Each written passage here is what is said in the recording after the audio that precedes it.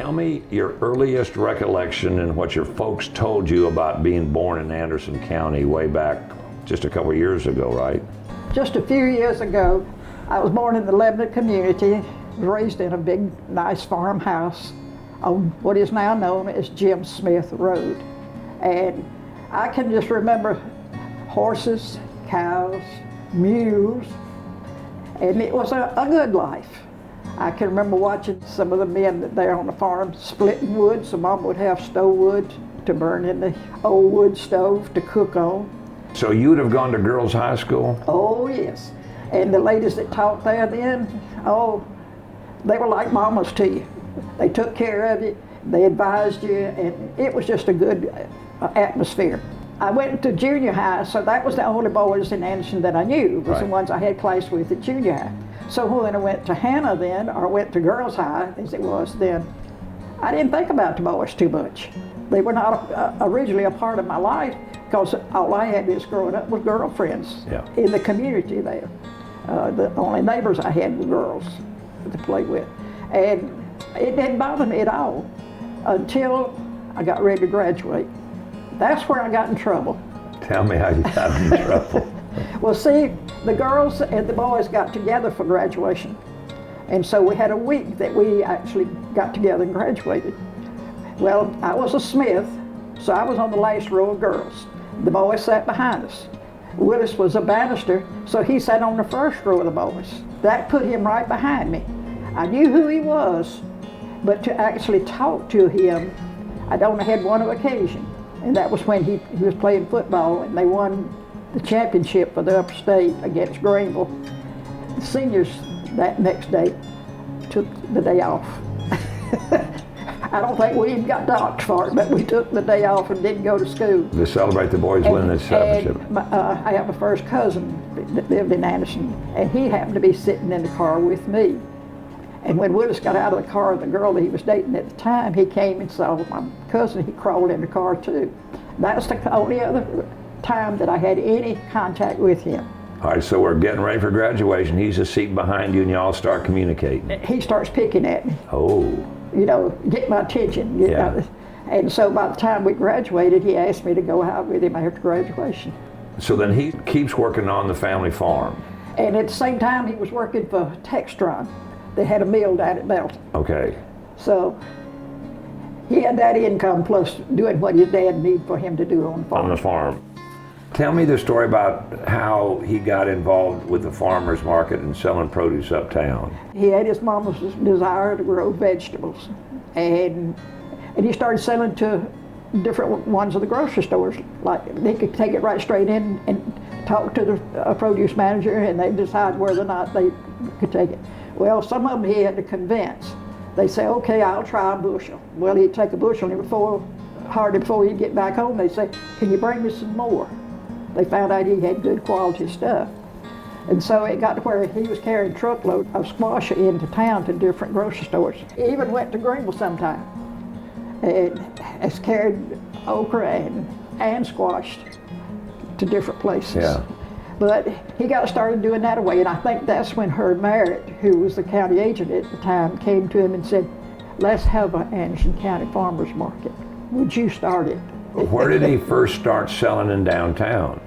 They had a parking lot next to the viaduct off of Bury there. I don't remember how many, I think there was about 3 trucks for the first time. I don't remember now who else he got to come in and be with him, but there were 2 or 3 other farmers that did come in. They set up there on a Saturday morning and started selling.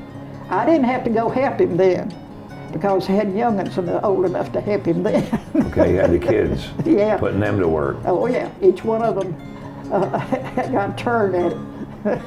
And do you remember, Miss Peggy, how long that went on underneath the viaduct? It didn't last quite a year, I don't think, before they decided that they needed to build a shelter. And they built a 40-booth shelter down at the old West Market Street School lot. Yep.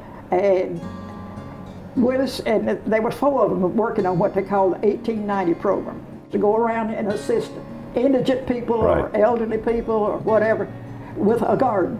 They all each had their own rototiller that they hauled around on their trucks and went from place to place. And Amos Wells, by that time, was county agent. And in other words, they did the building of that building. Of course, they had to have some help from the county. Now, did you end up helping out there too? Did you sell at that market? Yes, our youngest son was still helping there, Wesley. And he's now a retired captain in the Navy. But he helped. That picture was made at the old market, as I call it, which was the shelter that had 20 stalls on each side. And you know, there was times when they would be all filled up and trucks parked in the parking space on each side. I think one time we had 60 trucks there. Really? Now, we had to have a lot of customers to take care of that many, but we did. We had plenty of customers. People just flocking for fresh produce. And throughout his career, Willis, I mean, he just had a reputation of having some great produce. It's been known that people would have a bushel of something, and they'd put the good stuff on top, and you'd get whatever was on the bottom. Sometimes you might not find anything at the bottom but rocks when it came to weighing it. But he made sure everything from top to bottom was the same. He just got the reputation for having good stuff. Your husband, when he was at the farmer's market, made really good records. Oh, he kept his records, that's for sure. The whole time he was there? Oh, yeah. How important was that farmer's market to you and him? I mean, I know you made a living at it, but it was a lot more than that, wasn't it? For me, it was a way to get to meet a lot of good people. Not only the growers, but the customers. We inherited a couple from the old market that had been good customers, and when we got up to the new market, they found out that people were relieving us of stuff and not paying for it. So they came in and started helping us, and they were a blessing. It was Mr. and Ms. James Allen. He loved to talk, and he could go on and sit and talk to any and everybody. But you and he both have left a tremendous legacy with that farmer's market. Oh, yeah. When corn crop came in, they didn't wait for him to bring it to the market. They'd call, and he had his customers that came here. Right out of the field. Oh, yeah. And your family, at least in our area, is unique because both your sons went to the Naval Academy. Exactly. Both of them graduated from the Naval Academy. How proud was your husband of those two boys and what they had done for the country? Oh, he had a way of, you might say, concealing it, but he got to have the most exciting experience in his life when our oldest son was out on a cruise. And when they came back from the cruise, they would always stop in Hawaii. A lot of the upper class officers and so forth would leave, and then families of those who were left on could come and join them there. Well, Willis and his grandson, our oldest son's only child, were able to meet him in Hawaii and sail from Hawaii to San Diego. But the Bannisters have had an integral part in the Anderson County Farmers Market, probably like nobody else. Very much so.